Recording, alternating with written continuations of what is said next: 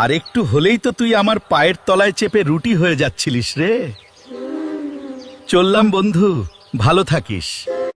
পিপিলিকাকে বিদায় দিয়ে গোপাল সেখান থেকে রওনা দিল রাজসভার দিকে। আর এদিকে শয়তান মন্ত্রী ঘুটার সাথে পরিকল্পনা করছে।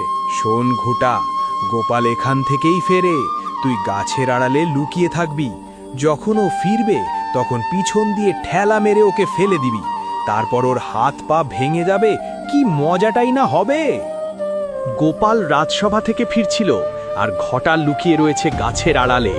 ঘটা যেই না গোপালের ক্ষতি করতে যাবে, ঠিক সেই সময় বাঁচাও, আমি মরে গেলাম। শালা মন্ত্রী মনে হয় একে আমার পেছনে লাগিয়েছিল। কিছু না করেও ঘটা জলে ঘেঁটে গেছে।